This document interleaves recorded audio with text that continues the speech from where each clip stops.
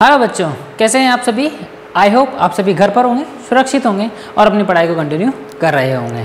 तो स्टूडेंट्स, एक बार फिर से आपके सामने है एक नया लेक्चर लेके, एक प्यारा सा लेक्चर लेके विद कुछ बेसिक कॉन्सेप्ट। ओके, ये लेक्चर है एक्सरसाइज 3.5 का और उससे पहले हम स्टार्ट करेंगे उसमें यूज़ होने वाले मेथड के बारे में डिस्कशन। पहले हम उस मेथड को समझेंगे, बाद में फिर हम एक्सरसाइज के क्वेश्चंस को करेंगे। और इस एक्सरसाइज में जो मेथड यूज़ होने वाला है वो इस चैप्टर का लास्ट मेथड है वैसे तो, क्योंकि अगले चैप्टर के अंदर में अगले एक्सरसाइज के अंदर में जो मेथड होने वाले वो मिक्स मेथड्स हैं। वहाँ पर आप किसी भी मेथड से सॉल्व करें, है ना, वो एक अलग तरीके का एक्सरसाइज है जहाँ पर आपको 2 टाइम्स इक्वेशंस को सॉल्व करना पड़ेगा, है ना। पहले कुछ कंसिडरेशन करना पड़ेगा, वो बात की डिस्कशन है ना। तो यहाँ इस लेक्चर को हम शुरुआत करते हैं और आज के इस लेक्चर का जो इम्पोर्टेंट मेथड है वो है क्रॉस मल्टीप्लिकेशन। ओके स्टूडेंट्स, सो शुरू करते हैं। कॉपी पेन निकाल लीजिए, अपने नोट्स बनाइए और जो हम चैप्टर आपको पढ़ा रहे हैं, जो एक्सरसाइज हम पढ़ाते हैं, उन क्वेश्चंस को यहाँ से एक बार करने के बाद खुद से वापस ज़रूर करें। स्टूडेंट्स, मार्क्स तभी आते हैं जब आप खुद मेहनत करोगे। मेरे पढ़ाने से या किसी और टीचर के पढ़ाने से या किसी और चैनल के देखने से मार्क्स नहीं आएंगे। आप जो भी चैनल देखें, चाहे लर्न विद एनजी सर देखें या कोई और दूसरा चैनल आप देखें, सबसे इम्पोर्टेंट जो करना है वो आप ही को करना है। और वो क्या करना है कि चैप्टर के नोट्स यानी वीडियो लेक्चर को कंप्लीट देखने के बाद स्किप ना करें। लेक्चर को पूरा देखने के बाद उन्हीं क्वेश्चंस को बुक से देखकर बिना सॉल्यूशन की हेल्प के खुद से करने का ट्राई करें। जितने क्वेश्चंस आप खुद से कर पाएंगे वही आपकी सक्सेस है। बात आई समझ में? तो ट्राई करें कि क्वेश्चन खुद से करें, वीडियो देखें, उससे नोट्स बनाएं, फिर उसके बाद जो क्वेश्चंस उसी दिन, ओके, यानी मॉर्निंग में अगर आप वीडियो देखते हैं तो इवनिंग टाइम में आप उन्हीं क्वेश्चंस को खुद से करें, या वेरी नेक्स्ट डे जब भी आपको टाइम मिले उन क्वेश्चंस को खुद से ज़रूर करें। टाइम मिले नहीं, टाइम आपको निकालना पड़ेगा अपनी पढ़ाई के लिए। क्लियर है? तो शुरू करते हैं। आप आज का जो हमारा मेथड है वो है क्रॉस मल्टीप्लिकेशन। क्रॉस मल्टीप्लिकेशन, ठीक है। पहले हम इसके स्टेप्स जो हैं वो नोट कर लेते हैं कि इसमें हमें करना क्या है।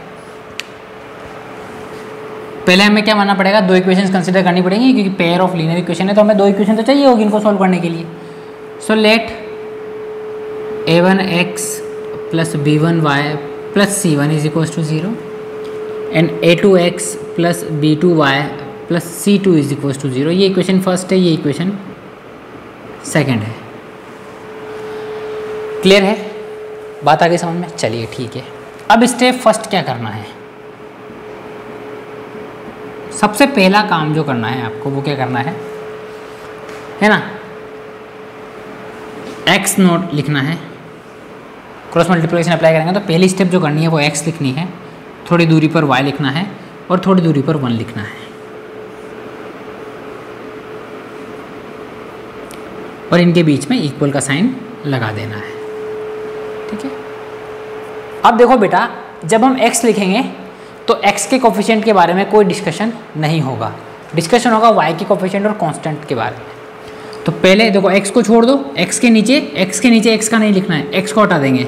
हटाया तो क्या बचा, देखो b1 b2 c1 c2, b1 b2 c1 c2, ठीक है। समझ आई बात?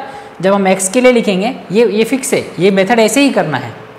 पहले x लिखना है, y लिखना है और फिर कांस्टेंट के लिए 1 लिखना है।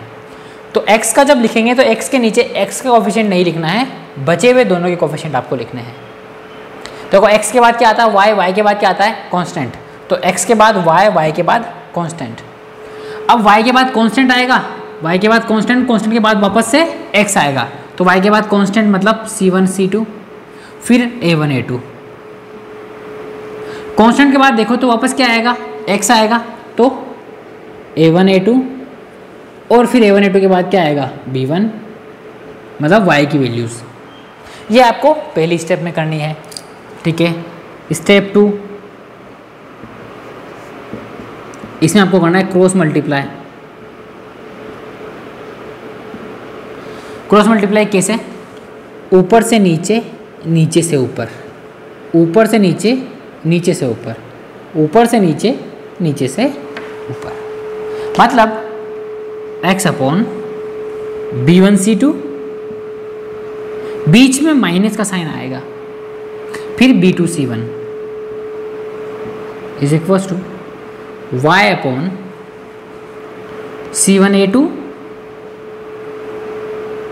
c1a2 minus c2a1 is equals to 1 upon a1b2 minus b1a2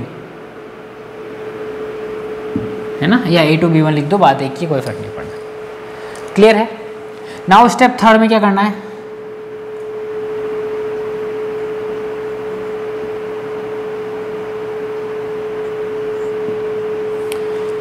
अब इसे इसको मान लिया ये फर्स्ट पार्ट है, ये सेकंड पार्ट है और ये थर्ड पार्ट है।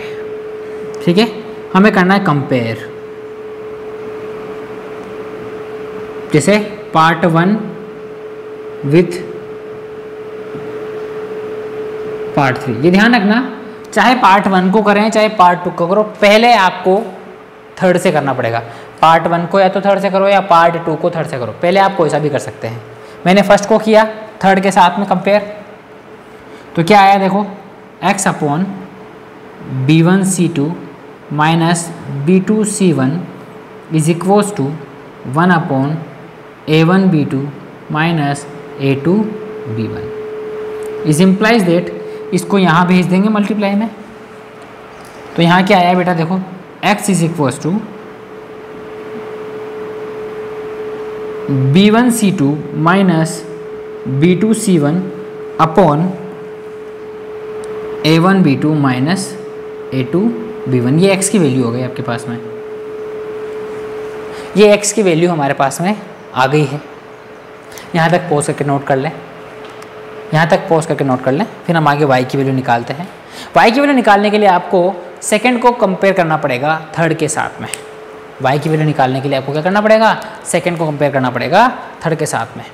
हालांकि अब x की वैल्यू आ चुकी है, तो चाहे आप फर्स्ट के साथ भी कर सकते हैं, है ना। इस x की वैल्यू को फर्स्ट में पुट कर देंगे तो आप फर्स्ट के साथ में कंपेयर कर सकते हैं। ओके, ऊपर वाला मिटा दूं, चलिए ठीक है। अब सेकंड क्या है देखो, ये रहा, और थर्ड ये रहा, तो compare second with third part y upon c1a2 minus c2a1 is equals to 1 upon a1b2 minus b1a2। यहाँ से वापस ये कंपेयर किया तो y की वैल्यू क्या आ गई बेटा, c1a2 minus c2a1 upon a1b2 minus b1a2। ये आपके पास y की वैल्यू हो गई। ठीक है, ये मेथड आपका फिक्स है, एज इट इज। इसमें सिर्फ ए बी सी की वैल्यू पुट करनी है। चाहे तो आप ये x और y की वैल्यू याद कर लें और सीधी सीधी वैल्यू पुट कर देनी है, तो ये आंसर आ जाएगा आपके पास। बात आ गई समझ में, है ना। पर एग्जाम में आपको मेथड पूरा फॉलो करना है, एक एक स्टेप जो हमने की है वो की वही स्टेप आपको एग्जाम में करनी है। ऐसा नहीं है कि आप डायरेक्ट x की वैल्यू और y की वैल्यू को पुट कर दें। ठीक है, अगर छोटा क्वेश्चन MCQs में आता है तो डायरेक्ट आप इनको वैल्यू को पुट करके भी कर सकते हैं। जैसे वैल्यू याद हो जाए अगर आपको कि c1a2 माइनस c2a1 और a1b2 माइनस b1a2 ऐसा कुछ याद हो जाए इन केस, तो MCQs में हम सॉल्व कर सकते हैं, या आप चेक कर सकते हैं कि आपने एग्जाम में जो किया है वो सही है या नहीं है ना। वेरिफिकेशन करना हो तो आपको ये फॉर्मूला याद कर लो और आंसर आ जाना चाहिए। ठीक है, अब आगे हम देखेंगे एक एग्जाम्पल के थ्रू इसको समझ लेते हैं। ये तो मेथड समझ में आ गया होगा, वैसे अब एग्जाम्पल के थ्रू भी अपन इसको समझ लेते हैं। ठीक है, नोट कर लो पॉज करके इसको। एग्जाम्पल,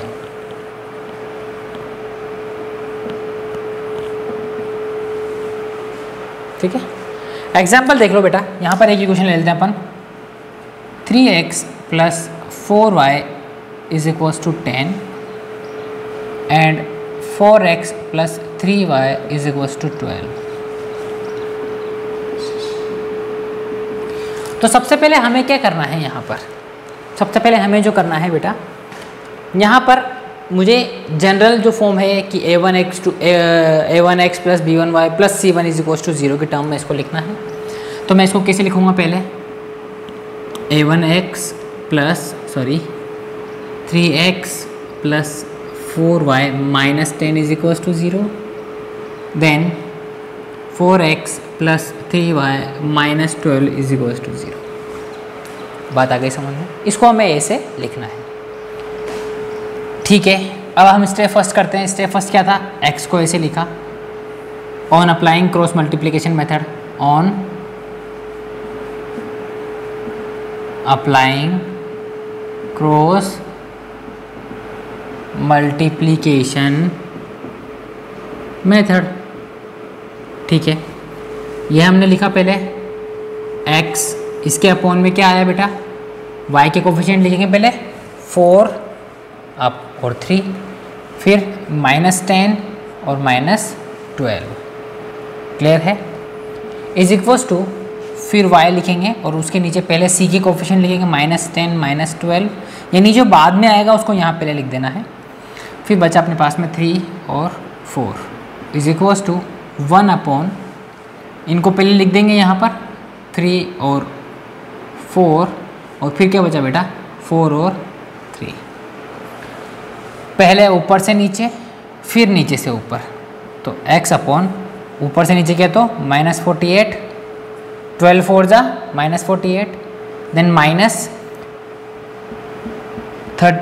10 3 जा 30, तो -30 is equals to y upon again -10 into 4 -40, minus यहाँ कितना आया -12 इंटू 3 -36, तो ये -36 इज इक्वल्स टू 3 3 जा 9, -4 4 जा 16।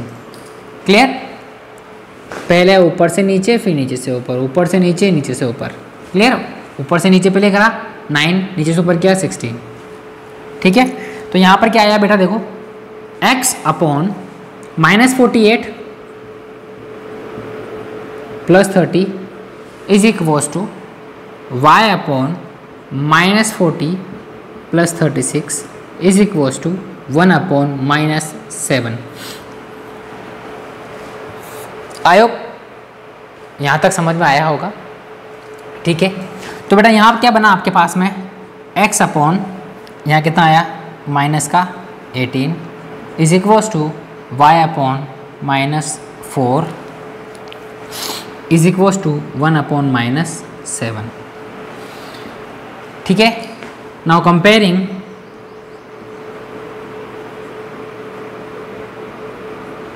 फर्स्ट एंड थर्ड पार्ट, कौन कौन सा करना है, फर्स्ट और थर्ड पार्ट को कंपेयर करते हैं। क्या आया, x upon -18 is equals to 1 upon, ठीक है, 1 अपॉन -7, माइनस से minus cancel, is implies that x is equals to क्या आया बेटा 18 अपॉन 7। ठीक है, x की वैल्यू क्या आ गई 18 upon 7। On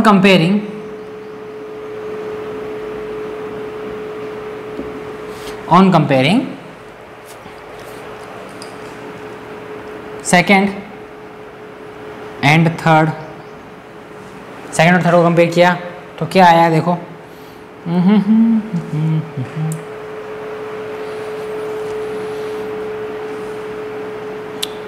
y upon -4 is equals to 1 upon -7, minus से माइनस कैंसिल किया, so y is equals to बेटा 4 अपॉन 7। नोट कर ले बेटा इसको, y is equals to 4 upon 7।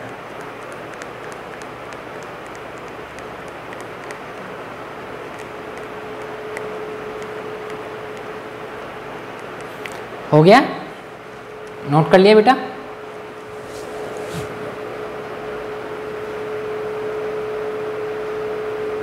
Done, चलिए हो गया, समझ में आया।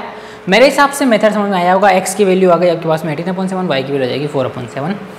और मेथड जो क्लियर हो जाएगा वो आपको अब जब हम एक्सरसाइज के क्वेश्चन करने वाले होंगे तब और अच्छे से आपको ये क्लियर हो जाएगा।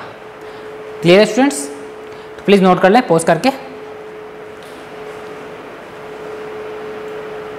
पॉज करके नोट कर ले बेटा।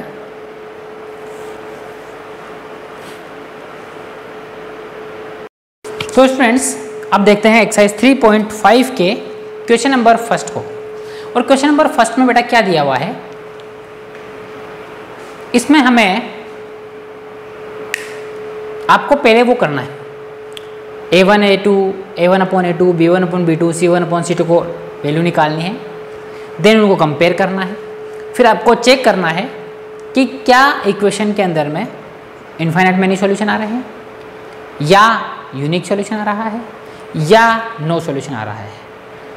In case of unique solution, अगर किसी इक्वेशन के अंदर में किसी क्वेश्चन के अंदर में यूनिक सॉल्यूशन आता है तो आपको उसमें क्रॉस मल्टीप्लिकेशन मेथड अप्लाई करके उसमें x और y की वैल्यूज़ को फाइंड करना है। तो शुरू करें एक्सरसाइज 3.5 के क्वेश्चन नंबर फर्स्ट के साथ में। क्वेश्चन नंबर फर्स्ट का फर्स्ट, पहले इसमें हमें चेक करना है कि ये किस तरह का क्वेश्चन है। x minus 3y minus 3 x minus 3y minus 3 is equal to 0, ये इक्वेशन नंबर 1 हो गई बेटा। Then 3x minus 9 minus 2 3x minus 9y minus 2 is equal to 0। Clear है? तो यहाँ हम देखेंगे इसके अंदर में, पहले हम देख लेते हैं a1 क्या है ना। a1 कितना है 1, a2 कितना है 3, b1 कितना है -3, b2 कितना है -9, c1 कितना है -3, c2 कितना है -2। हमें पहले a1 a2 की रेशियोज ऑफ कोफिशिएंट निकाल लेते हैं। पहले रेशियोज ऑफ कोफिशिएंट निकालना पड़ेगा ना बेटा पहले, है ना, रेशियोज ऑफ कोफिशिएंट्स।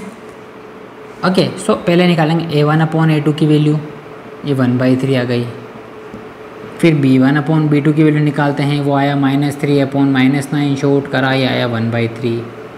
फिर मैं निकालना है c1 अपॉन c2 की वैल्यू, जो आया -3 अपॉन -2 शॉर्ट करा, ये आया 3/2।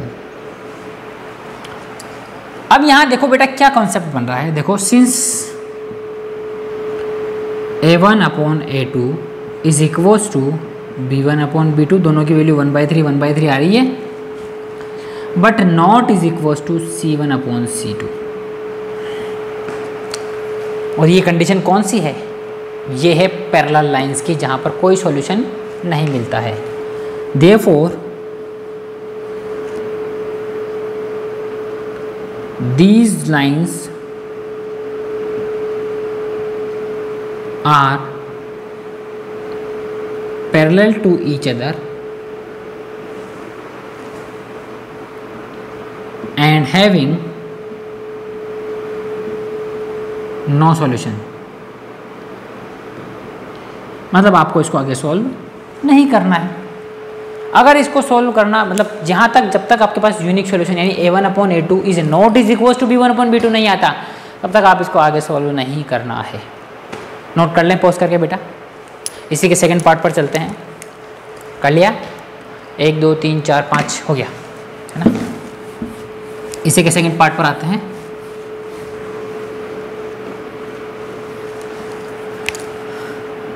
सेकंड पार्ट की इक्वेशन क्या है देखो बेटा, वैसे तो स्क्रीन पर आ गई होगी, मैं फिर लिख देता हूँ। 2x plus y is equals to 5, 2x plus y is equals to 5 is implies that, इसको मैंने लिखा 2x plus y minus 5 is equals to 0, ये इक्वेशन नंबर फर्स्ट हो गई। 5 को इस तरफ शिफ्ट कर दिया, -5 इज इक्वल्स टू 0, ये हो गया। दूसरी इक्वेशन क्या है? 3x plus 2y is equals to 8, 3x plus 2y is equals to 8 is implies that, मैंने लिखा 3x plus 2y minus 8 is equals to 0, ये इक्वेशन नंबर 2 हो गई, है ना। सो कोफिशिएंट्स क्या हैं? Coefficients are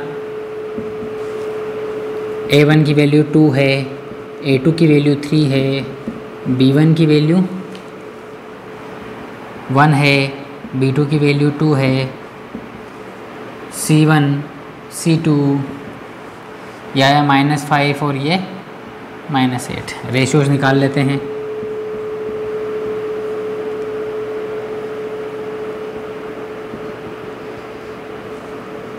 A1 upon A2, B1 upon B2, C1 upon C2,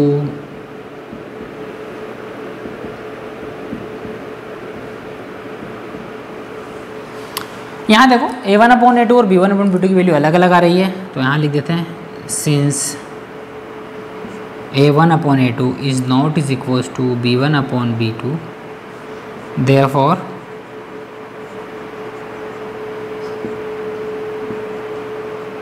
these lines are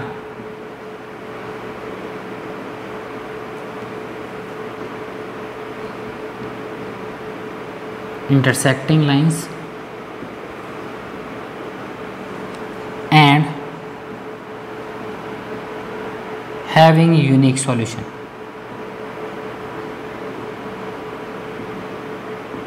क्या है ये लाइंस जो है वो इंटरसेक्टिंग लाइंस है और क्या है इनका यूनिक सॉल्यूशन है. These lines are intersecting lines and having unique solutions. Note कर लिया, नोट कर ले बेटा यहाँ तक. अब क्योंकि ये यूनिक सॉल्यूशन वाली है तो हमें यहाँ पर क्रॉस मल्टीप्लिकेशन अप्लाई करना पड़ेगा. क्रॉस मल्टीप्लिकेशन अप्लाई करें, चलिए मिटा दें. Now applying the cross multiplication, है ना. Now applying cross multiplication method. ठीक है, वही चीज़ पहले x, फिर उसके नीचे उसके कोफिशिएंट, फिर y, फिर उसके नीचे उसके, फिर z, मतलब कांस्टेंट. क्लियर. तो x के कोफिशिएंट हमें लिखने नहीं है, पहले हमें लिखने पड़ेंगे y के कोफिशिएंट. y के कोफिशिएंट क्या है बेटा 1 और 2. सॉरी यहाँ नहीं लिखेंगे, यहाँ लिखेंगे 1 एंड 2. फिर उसके बाद अगर कांस्टेंट टर्म की बात करें तो वो आएगी -5 और -8. ठीक है, अब इसी टर्म को वापस उठाकर यहाँ रख दो -5 और -8 और कांस्टेंट आ गया. अब x की वैल्यू आएगी, x की वैल्यू कितनी है, x की वैल्यू 2 और 3. इसको वापस उठा के यहाँ रख दो और अब y की वैल्यू कितनी आई 1 और 2, तो 1 एंड 2. ठीक है, अब क्या करेंगे, ऊपर से नीचे, नीचे से ऊपर, ऊपर से नीचे, नीचे से ऊपर, ऊपर से नीचे, नीचे से ऊपर. ठीक है, चलिए देखते हैं. तो x अपॉन -8, 2 5 जा -10, 2 5 जा 10 और ये -10 है ना. ये तो है फॉर्मूले का माइनस, ये तो है फॉर्मूले का माइनस, और ये 2 5 जा माइनस है ना 5, तो -10 is equals to y upon -15 minus और ये 16, तो -16. Clear. Is equals to 1 upon 2 2 जा 4 -3 1 जा 3. यहाँ देखो बेटा क्या आया, x upon -8 + 10 is equals to y upon -15 + 16 is equals to 1 upon 1. यहाँ देखा तो x upon 2, y upon 1 is equals to 1 upon 1. क्या करेंगे, क्या करेंगे, कंपेयर फर्स्ट विथ थर्ड.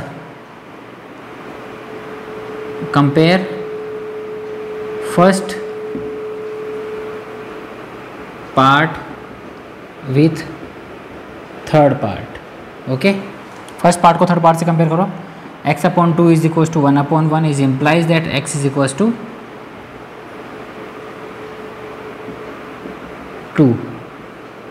ठीक है, x की वैल्यू क्या आ गई 2 आ गई. फिर क्या करेंगे, compare second with third.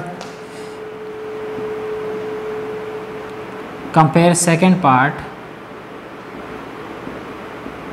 With third part. ठीक है, सेकंड पार्ट को थर्ड पार्ट से कंपेयर किया तो क्या आया, y upon 1 is equals to 1 upon 1 is implies that y is equals to 1. So required value of x and y will be 2 and 1. Pause करके note कर लो बेटा, पॉज करके नोट कर लें.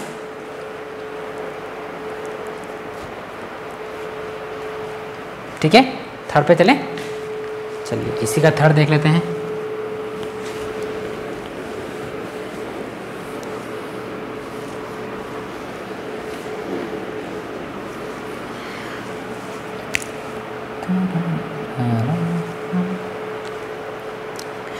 Three x minus 5y equals to 20।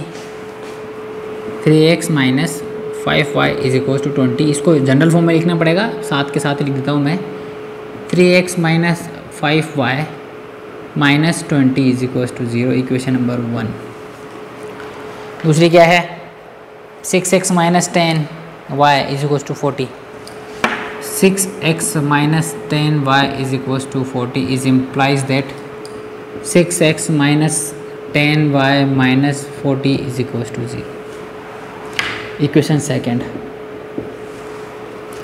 तो coefficient क्या है भाई? कोफिशिएंट देख लो पहले तो। कोफिशिएंट्स क्या क्या हैं? a1 a2 b1 b2 c1 c2, ठीक है, c2। अब यहाँ देखो बेटा, a1 a2 is equals to 3 6, b1 b2 minus 5 minus 10, c1 c2 minus 20 minus 40। So ratios of coefficient, ratio of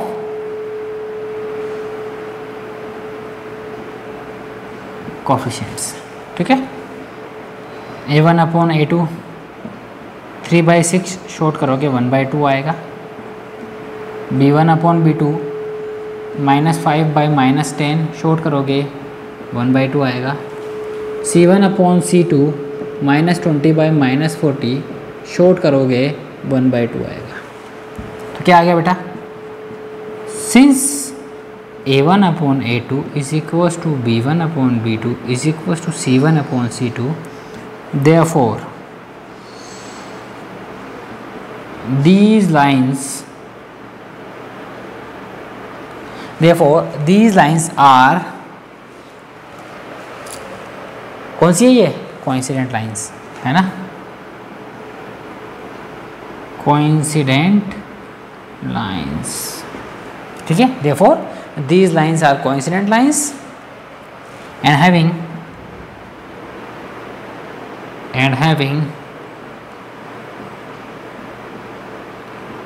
infinite many solutions। Note कर लो बेटा, पॉज करके नोट कर लें। यानी इन्फिनाइट सॉल्यूशन से इसको भी हमें सोल्व आगे नहीं करना है। क्रॉस मल्टीप्लिकेशन का मेथड इस पर भी हमें नहीं लगाना है।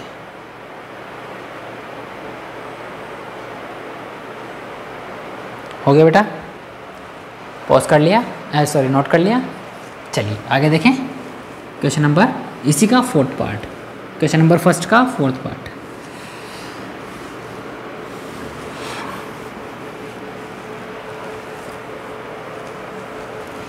फोर्थ पार्ट क्या कहता है? x minus 3y minus 7, x minus 3y minus 7 is equal to 0, first equation. Second बोलता है 3x minus 3y minus 15, 3x minus 3y minus 15 is equal to 0, ये इक्वेशन सेकेंड हो गई। तो कोफिशिएंट देख लेते हैं पहले।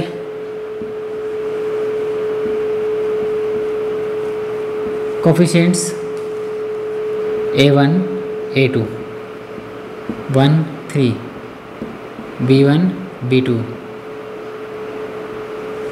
है ना। b1 b2 क्या हो गया? Minus 3 minus 3, c1 c2 minus 7 minus 15। Ratios of coefficient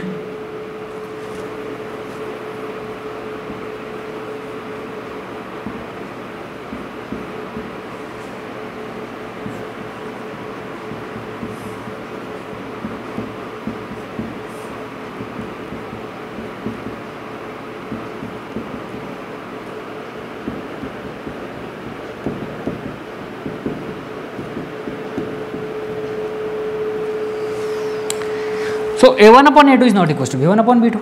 Since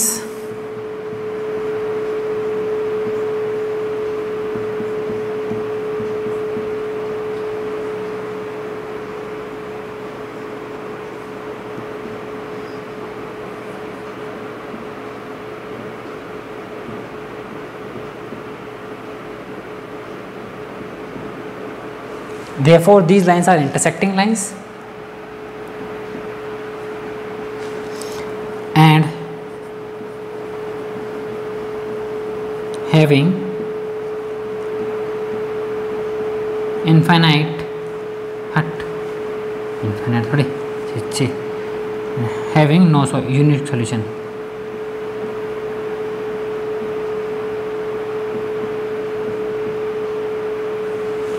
Having unique solution. ठीक है, नोट कर लो बेटा. इसमें हमें क्रॉस मल्टीप्लिकेशन मेथड अप्लाई करना पड़ेगा. यहाँ तक नोट कर लिया? पॉज करके नोट कर लें. पॉज करके नोट करें.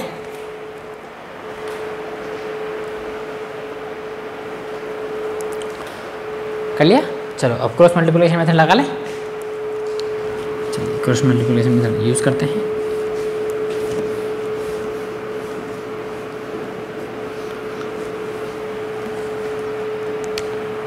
इक्वेशन बता दी है वापस से. इक्वेशन क्या है? एक्स. चलिए ठीक है. Applying cross multiplication method. Applying cross multiplication method. तो एक्स वाई 1. ठीक है. अब एक्स के कोफिशिएंट नीचे क्या आएंगे? वाई के कोफिशिएंट. तो -3